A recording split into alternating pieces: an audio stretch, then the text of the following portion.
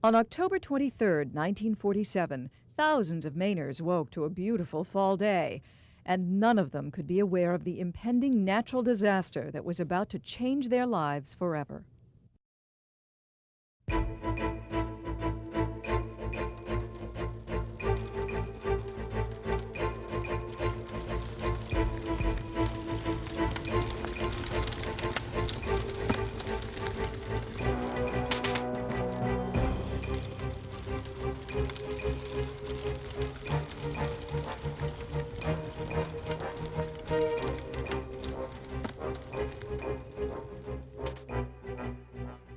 From October 14th to the 27th, 1947, more than 200 forest fires raged throughout Maine, consuming nearly 250,000 acres of prime forests, and in some cases wiping out entire towns.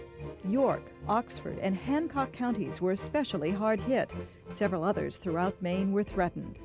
In many cases, fierce winds gusting up to 80 miles an hour drove these fires so rapidly that hundreds of homeowners escaped the massive flame fronts with only the clothes they were wearing. Generations of heirlooms and other prized possessions were lost forever. In 1947, fire officials on both the local and state levels had little ability to communicate with each other, complicating the situation. And no one was prepared for a disaster of this magnitude. Drought conditions existed as little or no rain fell during the 3 months leading into October. The weather for the entire forest fire season was unusual, going from one extreme to another. In early March, an abnormally warm period saw temperatures reaching into the high 80s, causing snow to melt quickly and disappear from fields and woods at about the same time. To those engaged in forest fire control, this was an ominous sign. However, the months of April through June were cold and wet. By mid-July, a complete reversal of weather and ground conditions took place and continued well into fall. During that period, 108 days passed without any appreciable rain. The dryness of the soil was reflected in the foliage, especially with hardwoods. The lack of moisture caused the leaves to dry and fall prematurely. Vegetation was bone dry, and Maine was ripe for burning. On October 23rd, all hell broke loose.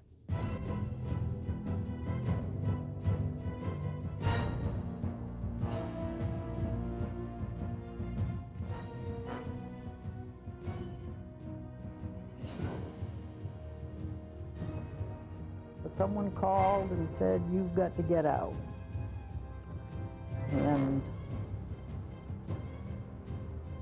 we jumped into a Model 8 Ford of my cousins and headed for Route 113 and got caught in the fire. The fire had crossed the road, and we were debating what to do, and turned around and it was in back of us. And I remember my cousin, he said, "This old baby will go anywhere." So he backed it up and turned it around, and we went back around the mountain.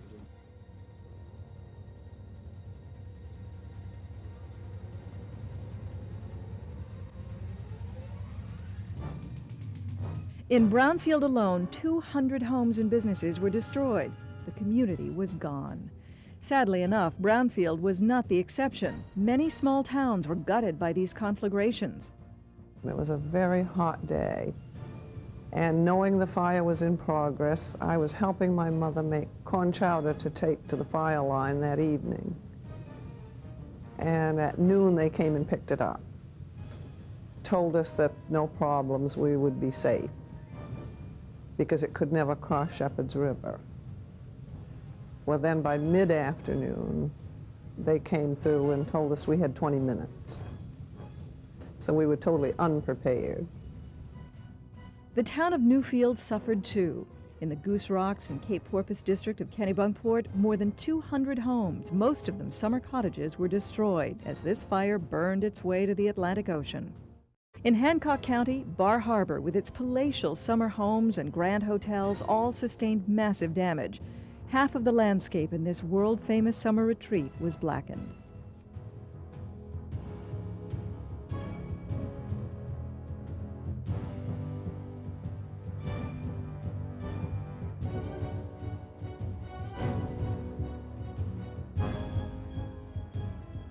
And there was a lot of leaves around and so forth. This was in the middle of October. And spacks were landing all around, but we were doing a pretty good job putting them out underneath the porches and things like that. And I happened to look up on top of the roof, this Marvin Hotel, which was huge, and the Belmont was right next door to it. And there was a little patch of fire, probably right, oh, so big, you know, right by the chimney. It was gone, just that quick. Just that quick. In Washington County, residents in the towns of Jonesboro, Machias, and surrounding communities had to be evacuated. More than 20,000 acres of timber and wildlands were burned. In a 1-hour period on October 23rd, the fire traveled more than 6 miles. I was up in North Waterboro when he went across the road and burnt the board yard. And that was you've seen how boards are stacked, you know, and that fire would hit them, and it was almost like they would explode. That would take boards, 12-inch boards, 10, 12 feet long, right into the air, all the fire. You know, there was such a current from that. And I tell you, it's scary when you see something like that. If a train was going, if you were laid in the track and the train went over, it wouldn't make any more noise. In 1 week, 15 fires, each burned at least 5,000 acres. In many cases, families had only a few minutes to gather their belongings before leaving their homes for safer ground. And Mary said, "Doris, what do you want me to save?" And I said, "Well, I like my piano, but I know you can't save it." "Oh, yes," she said, "we can put it in the dump truck." So it was on casters, and they wheeled it out and put it in the truck. The last time I saw Brownfield, when we got to the Ricker place, I looked back, and Brownfield was all ablaze. The wind was blowing real, you know, almost like a hurricane. And of course it was blowing all this fire along ahead of it, which was consequently starting more fires. Just a hopeless situation. On the evening of October 23rd, Governor Horace Hildreth declared a state of emergency. In a broadcast to the people of Maine, he requested all citizens give whatever help they could to the Forestry Department. The President of the United States, at the request of the governor and the Maine congressional delegation, also declared a state of emergency. The President's action immediately made available war assets equipment and tools from the Office of Civil Defense for all the fire areas. The Forestry Department asked for help from both the Army and Navy, and got it. Soldiers provided much-needed equipment and additional manpower to help weary volunteer firefighters battle the fires. By month's end, nearly 36 Maine towns had sustained heavy losses. 9 were practically leveled, with property damage totaling nearly $70 million. Timber losses were estimated at $10 million. In today's terms, these losses would equal well over $3 billion. Hundreds of Mainers lost their jobs, as many businesses also were destroyed. 16 people lost their lives. People just couldn't believe, you know, the devastation. It just, I think it humbled everybody. And that's why for years afterwards, and I think even today, there are enough of us alive that when we have a fire, you know, you got to get to it, that's all. When the last flames were contained, more than 2,500 people were left homeless. You can't believe the noise.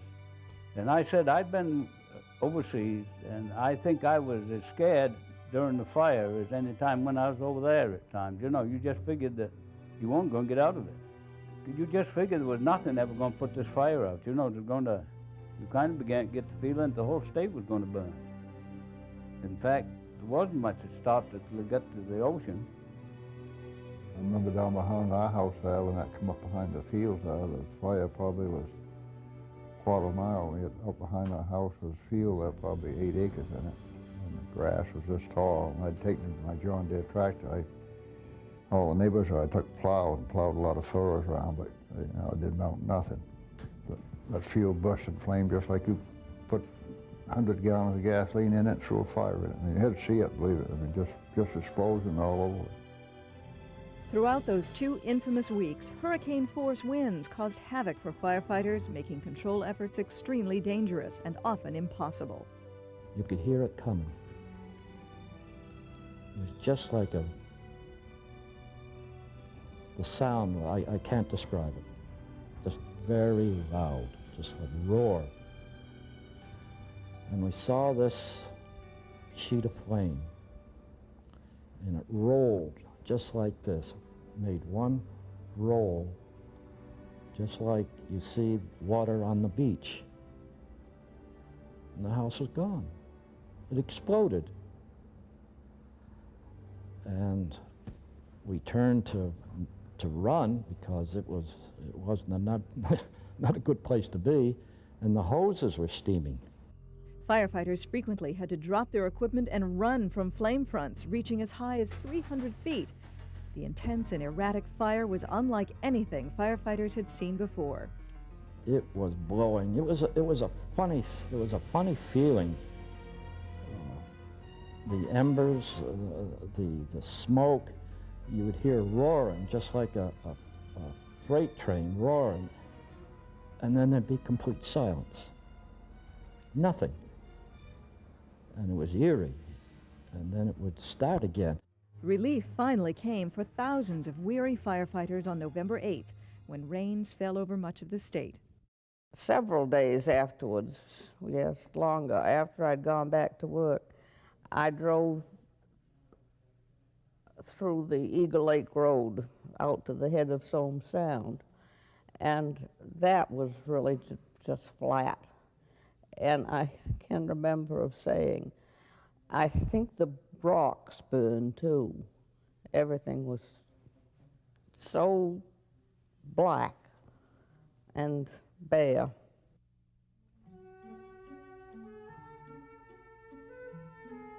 Throughout the ordeal, Mainers pitched in, neighbor helping neighbor. Everybody helped everybody else. There was never any place anywhere that had more people working together than there were here in town. And, it was wonderful, really. The Red Cross and Civil Defense helped feed and temporarily house the homeless. Hundreds of steel buildings were brought in by the military to serve as homes, schools, and churches, some of which are still in use today. Never in Maine's history had so many people been affected by such a disaster, and never had so many people come to the aid of their fellow citizens. You were speechless. There was nothing anywhere. And to get through the highway was something in itself. The trees were burned, the limbs were down. It was just an unmistakable mystery. But everybody else was in the same boat. Everybody pitched together. You were no worse off than your neighbor, and everybody was just together. It takes something like that to find out how much you appreciate your neighbors and your relatives and everything. That was good. When the smoke settled, the damage was not unlike that of a massive bombing raid seen during World War II.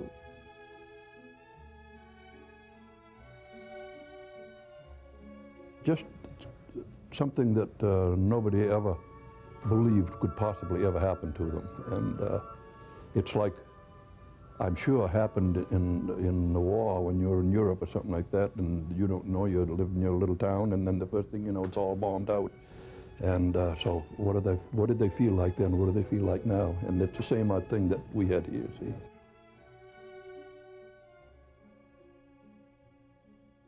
At times, you didn't know whose houses it was.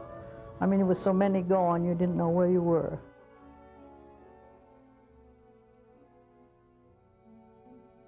Oh, I remember so well feeling so empty, so sick to my stomach, and so scared.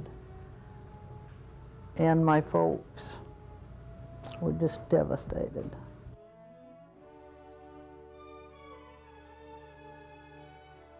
As I remember driving through town, all you could see was cellar holes and chimneys.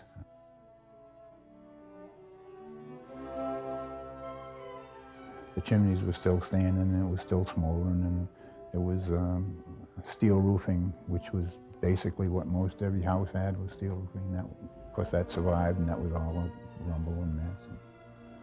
And, quite devastating. Something that you don't forget right off.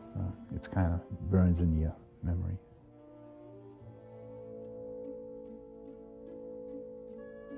Investigations into the causes of these fires revealed several sources, ranging from careless backyard debris burning to unattended campfires, and all too often, many of these fires were believed to be arson.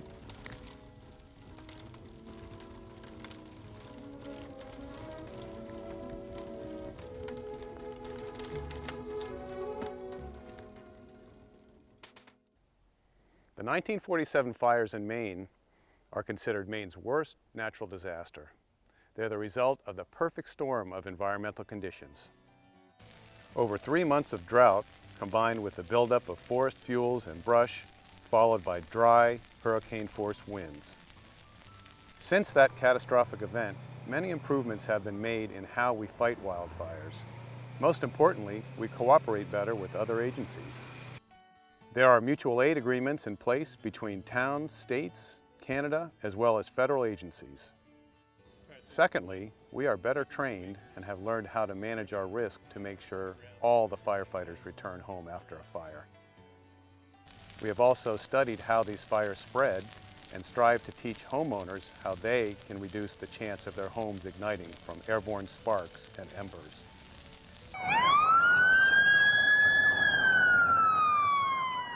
The type of firefighting equipment available to Maine's forest rangers today is much better for fighting wildfires. The overall strategy for fighting wildfires has also changed. Rather than chasing wildfires, we now often use indirect control lines and point protection, where firefighters are pre-positioned at structures before the fire arrives. What do you have for a water source? Yeah, we've got a good water source further up the road, quarter mile on the left. We are also using the latest technology to improve communications on wildfires. Yeah, affirmative, and just be aware, helicopter's inbound about 30 minutes out.